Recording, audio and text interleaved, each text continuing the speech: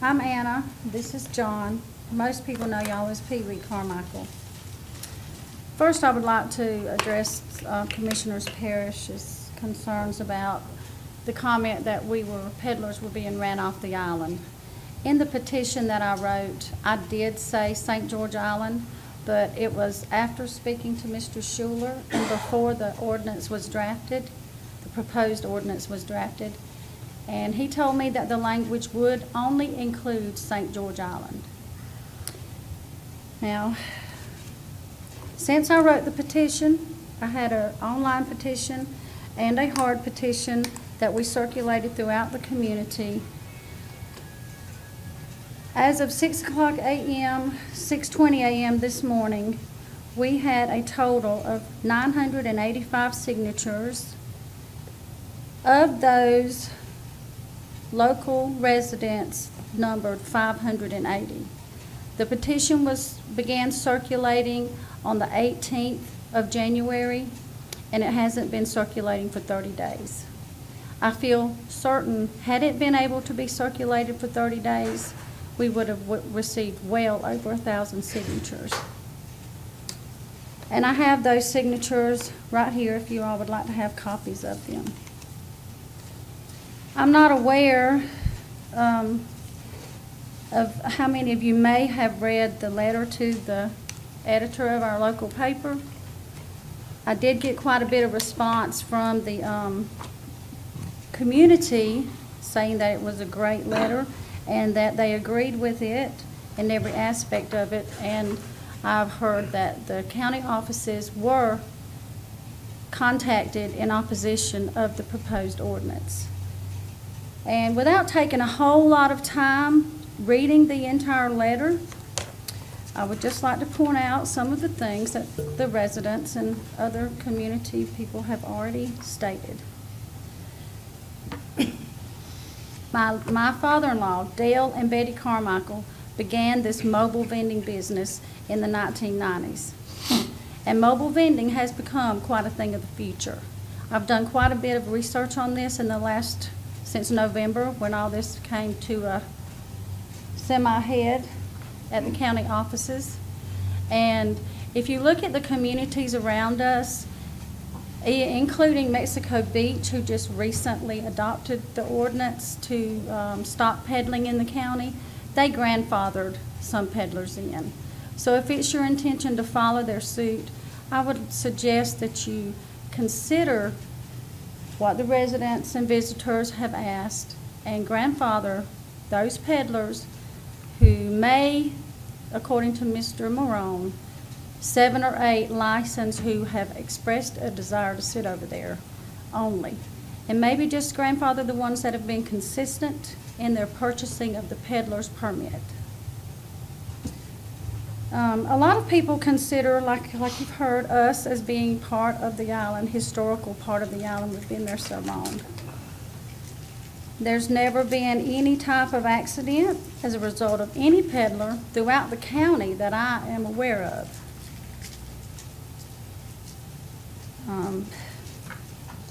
In 2009, when all this came up again, it's been going on since the 90s, it was thought that we were grandfathered in, that Dale's and Doug's was grandfathered in. But as it turns out, according to Mr. Schuler, there never has been, is not currently, and never will be a grandfather clause in Franklin County. If that's the case, I would like for you to consider, not just on the island, but all the businesses in the county who have used the county right-of-way as a parking facility for their customers forever. Not to mention the oyster people who use it every single day, that they are allowed to go to work.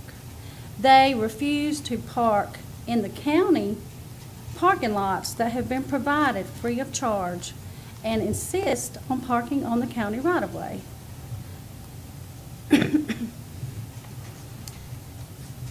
Pretty much, I mean, I can't ask for any more support than we have here today.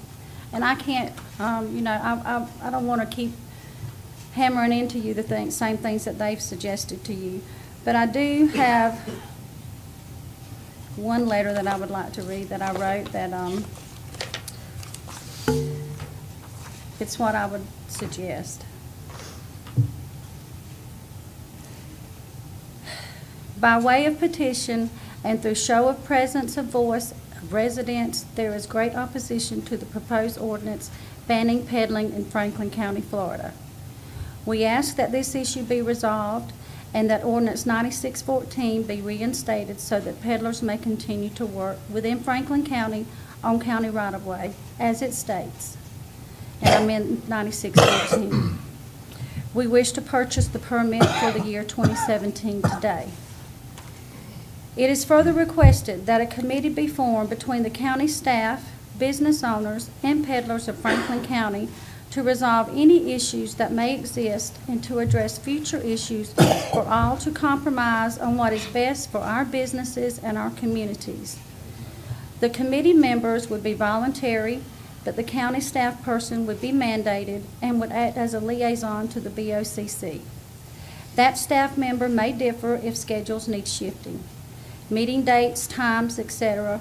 would vary with public announcement of meetings through means of public service announcement, word of mouth, and social media. It is also requested that some sort of logging or tracking of complaints against peddlers, most certainly, but for every complaint made in this county, be instituted at our county offices and with our county commissioners. Currently, the only true way of recording complaints for any reason in Franklin County is if the staff or commissioners receive an email or letter. Phone complaints are not logged or recorded. Therefore, it is hearsay and cannot be addressed properly. Respectively, all peddlers of Franklin County. And I appreciate your time today, and I humbly thank each and every one of you that have appeared here today for us. Amen.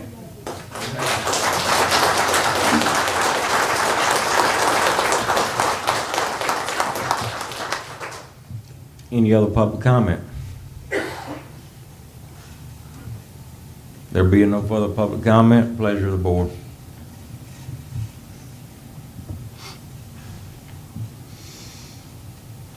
Mr. Chairman, is there a way, or do we know, if we went back any amount of time, how many peddlers have actually bought a peddler's license for, say, the last 5 years? Is there a way to know that? Commissioner Jones, yes, they would have a record of that in the planning and zoning office. I don't have that information right now. Right. I certainly could ask staff to get that information for you and the rest of the board. Okay. I just think it'd be beneficial given some of the comments that have been made here today is what I was asking.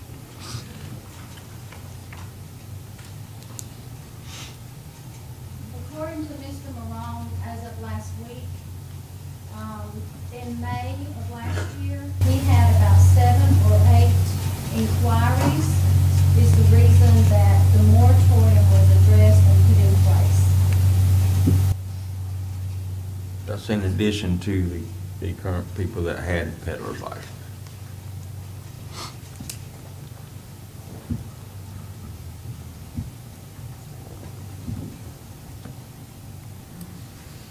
Any other comment from the board member?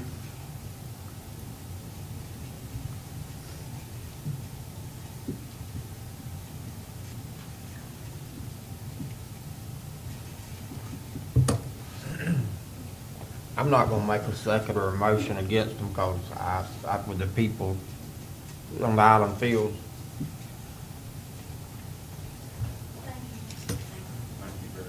Thank you.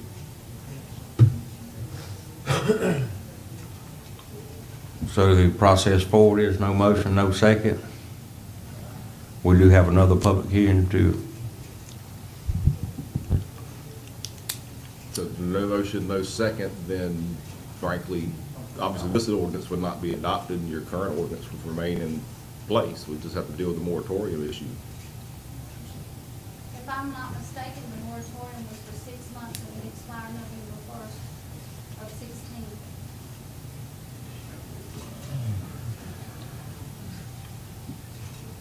So there's actually no moratorium on that.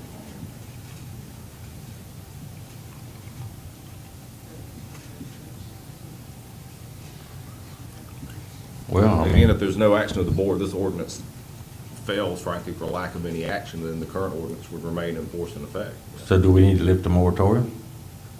I have to go back and check the record. If what they're saying in the audience is correct, I frankly don't remember all the time period, but if it was for 6 months and it's expired, then you wouldn't need to do anything. It would just, Just let them keep doing as they do. correct. Okay.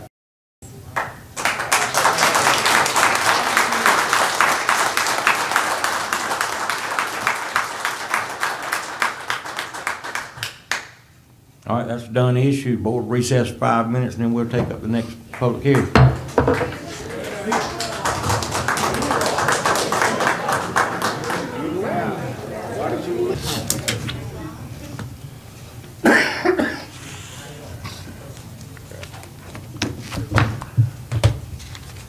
Board of County Commissioners is now back in session. Next on the agenda will be public hearing, ordinance amending the C2 Commercial District. Yes. Commissioners, does any commissioner have a question for me before we get started? I have a question. Yes, ma'am. All right. Let's move on over to, underneath the notes that you've got down here, Michael. Yes, ma'am. Mr. Shooter. Underneath the C2 Commercial Business District, you have all motel, hotels, and resort condominium units that collect the tourist development taxes required by law. Yes, ma'am. That's a given. They're already doing that. The property manager is already doing that. I mean, that's what they do.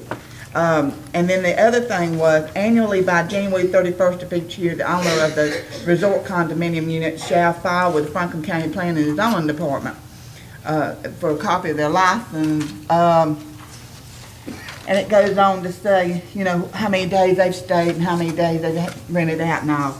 And then the penalty for this violation, I think that is extremely extreme. I'm trying to get it to you. And if we need something filed with the Franklin County Planning and Zoning Department, let the report that has to be filed with the Department of Revenue on the collections, let that be the record that they need to submit. You see what I'm saying? I do. Do you have a problem with that? Well, Commissioner, these are items that are put in this ordinance by myself for the board to consider, because I think there are issues that need to be brought out for your consideration. The decision that y'all make is perfectly fine with me.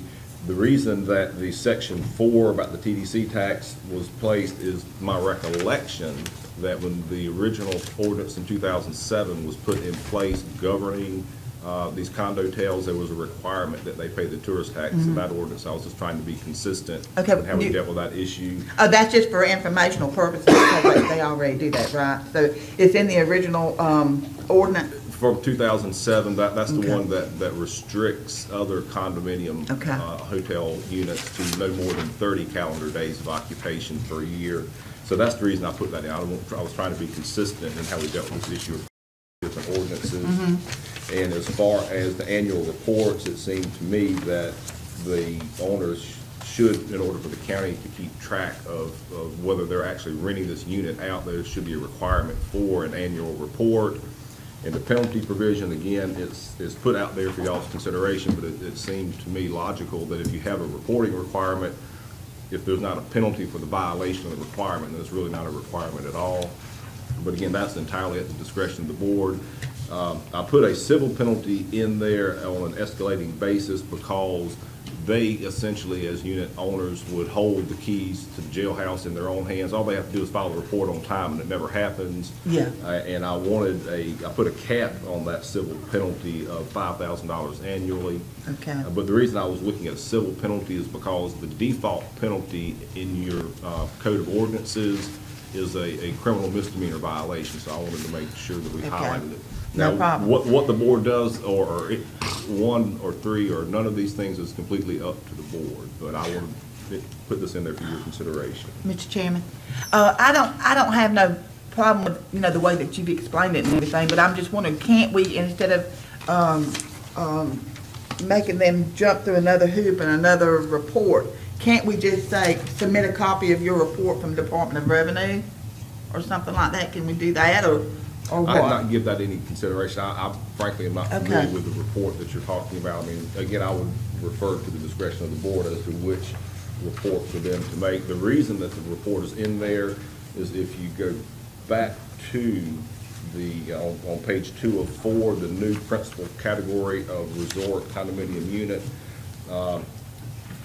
in chapter 509, their compliance with chapter 509 Okay. requires them to rent the unit at least 3 times a year for no less, or excuse me, no more than 30 days or less. And so my idea was that in order for us to track that they're complying with the conditions of the creation of this category, the report has to be made. If there's another report that they're already preparing that already answers that question, I would just have to see that report and look at it and see if it would. But Okay. again, the purpose of the annual report is to make sure that they're complying with the conditions of this new land use category that you're considering. Well, it's going, creating. and the rental has got to be for periods less than 30 days.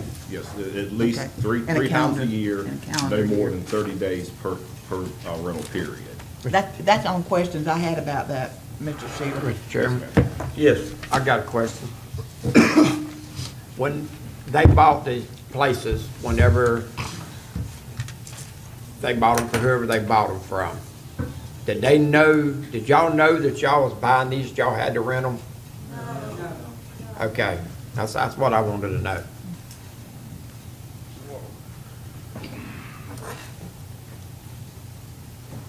I'm tired. Let me just move over. This chair's about to dump me out of it the whole meeting long. Give him the other one. That's much. Could you say it now? Well, without falling backwards, yes, sir. Any other comments from board members? That's what I was wanting to know, if they, when they bought the places, did they put it in their contract that they had to rent these out, that they was buying them to live in, they thought they was buying them to live in? Y'all thought y'all was buying them to live, y'all could buy them to live in, not have to rent them. We thought we could use them, but we knew we weren't allowed to live. See? There was no requirement for rent. Right, that's what I'm saying. But we could Oh. use them and not be here. Okay. Now, We- I need to address that, because in their condominium declarations, it Let him specifically come forward. requires. That's what I was gonna say, Michael. Attorney Schuler, we need to ask for public comment, and as they come up, these questions need to be Okay. asked and answered individually as they come forward, state their name for the record. Okay, I just need to know. Because all the hollering back and forth, your name is not on the record, that's not the way we conduct the meeting here. So let's start back over. Public comment, please step forward, speak your name for the record. My name's Greg Preble, and I'm one of the unit owners. And to answer your question, when we bought the units, we thought we were buying a condo. I didn't know I was buying a condo till I thought it was just a condo. It looks like a condo, and that's what they advertised it as, a condo. But it did say in there we couldn't live there. We couldn't use it as our residence. We can't, homestead it and that sort of stuff. We could use it for ourselves, and if we wanted to, we could rent it out, but we weren't required to rent it out. Does that answer your question? That's what I wanted to know. That was being projected to the buyer. In actuality, that's not the way it was zoned, and that's not the way it was permitted. So let's get that straight, That was- because I have a problem with that myself. As you're buying a piece of commercial property, basically what we're doing is turning it over to residential, which is going to increase the value of these properties substantially. So I want to get that out there. Well, let me address one other statement that was just made by Mr. Preble, that they did not think they had to rent these units. I've looked at their condominium declarations, and if they didn't look at those documents, I would think that, a prudent purchaser should have read the condominium declarations, and there is a requirement in there that says they're going to be treated as a chapter, basically 509 transient public lodging establishment under 509.013 4A1 with citation to authority, and that's where I have taken the language that I believe says they have to, it has to be rented out to guests more than 3 times in a calendar year for periods of less than 30 days. I took that language that you find in your ordinance directly out of their condominium declaration. So I mean, I'm not being disrespectful, but I think that a prudent buyer knew or should have known of the rental requirement as required in the statute. Michael, this is the only one that we have in Franklin County like this? Down To one. my knowledge, yes, sir. Down one. My name is Kelly Sowell. Can I just address that point real quick? There's a last part of that sentence that was not included in the quote, and that is "or," which is advertised or held out to the public as a place regularly rented to guests. So there's a big "or" there, that if That's we true. don't rent it for those 3 30-day periods, we at least to have made the effort to advertise for that period. And that was not addressed in that initial language. I just wanted to bring that up at that point. And she is correct, and I have discussed that with David Theriak, and he tried to get some clarification out of the Department of Business and Professional Regulation on what their position was on the rental as opposed to, we'll just say we're advertising it, nod and wink, but never rent it. Our recommendation, our interpretation of the statute is that they do have to rent it at least 3 times a year for periods not less than 30, not exceeding 30 days. Well, what happens if it don't rent? They That's put what it out for they're suggesting advertising, to but you it is don't they'll- rent. So you said there was a requirement that they have to rent it at least 3 times a year. What happens if it don't rent? Well, I think what they're trying to interpret that to mean is that they'll create some basis of holding it out as advertising. Advertised or held out to the public as a place regularly rented to guests, but never actually rented. I mean, that's what you're hearing. I mean, That's why you got all those other little checkpoints in there. that's correct. Well, But again, that's entirely up to the board. The board, I mean, you certainly have the discretion to accept the interpretation that they're presenting to you. But my recommendation to you is that you reject their interpretation and actually require them to not only hold it out as a place that's regularly rented, but to actually rent it at least 3 times a year, not exceeding 30 days. Michael, if they don't rent it, they still have to pay the 3-month rental fee to the taxes? I don't believe that the tourist tax is only collected in the event there's a rental that occurs. So I would presume if there are no rentals, then there would be no tax collected. what, This is a public hearing. Let's that's what I got a continue. big question and it. Let's continue with the public comment. Public comment, please state your name for the record. Thank you. My name is Kelly Sowell, and I'm the president of the Condo Association for Bungalows by the Gulf. And as always, we want to thank you all for your time and your consideration. This has been a long road for us and for y'all too, I know, and we're just really appreciative that you guys have given us this opportunity to come forward. We do have some concerns about the language, similar to what you all are bringing up. We do have some proposed revisions that we would like to give to you all, and I could speak to those if you all are so willing to receive them. Sure. Right. Do you have enough there?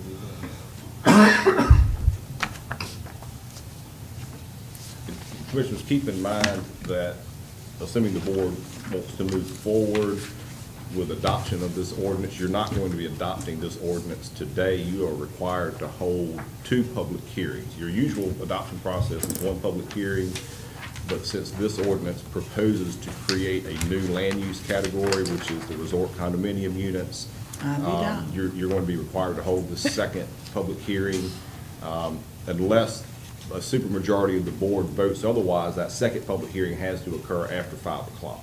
So that's an issue that you'll need to be addressing at some point before we leave here today. Is if you're wanting to move forward, then I need some instructions from you on how to schedule this 2nd public hearing. Then move forward, Okay, ma'am. thank you for your time. We'll start first with page 2 of the ordinance. We'd like to start with item number 8 under the principal portion of the permitted uses and structures section. You'll find a revised version of that item on the page I've just given to you, and our revisions address the following. The paragraph 8 was revised throughout to clarify that the resort condominium unit determination is made on a unit-by-unit basis. We want to ensure that one non-compliant owner isn't going to put a hardship on other owners within the resort. The currently proposed paragraph 8 contains 2 references to the wrong number of criteria that must be satisfied, so this is more of a clerical issue.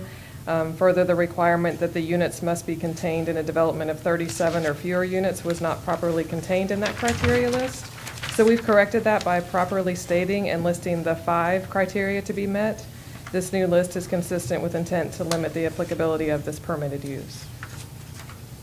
And then what we were just talking about was the requirement that the units be leased for a 3-day period, or 3 periods for 30 days or less was removed.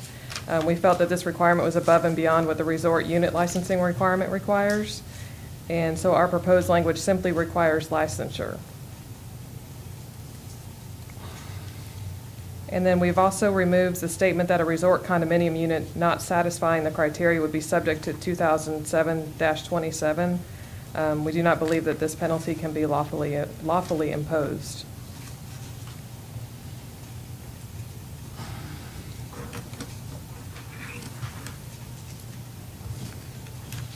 And then our next point of discussion begins at the bottom of page 3 in the notes section, and these were the 2 sections, Commissioner Sanders, that you were just referring to. And we respectfully request that paragraph 4 and paragraph 5 both be eliminated. We feel that paragraph 4 is redundant and should be removed. Each unit engaging in the transient rental of a unit is already bound by state law to pay taxes.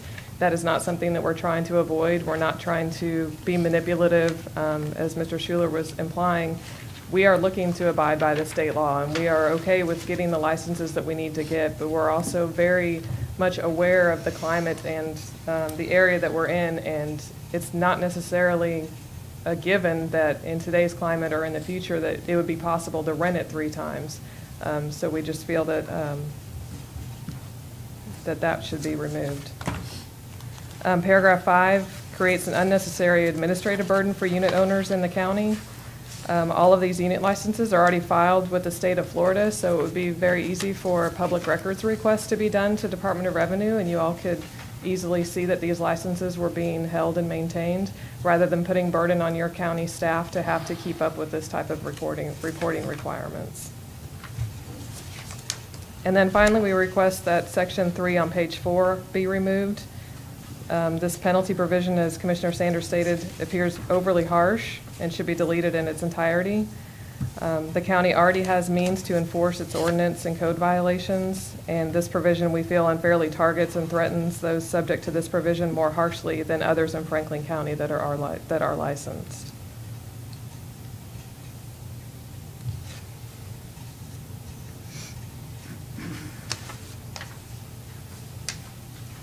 There are also potential issues with that if they were to remain in place, such as death of an owner, the sale of a unit, or foreclosure by a mortgagee that could create an unintended or unanticipated violation. The new owners after these occurrences could then get saddled with a large penalty along with court costs and attorney's fees.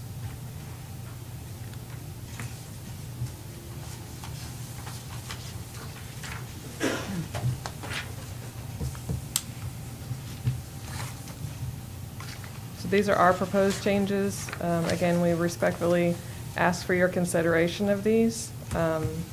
We don't feel that we're being unfair in these requests. We just want to be treated fairly in return, is really all we're looking for. Did you all have any questions on the document presented to you?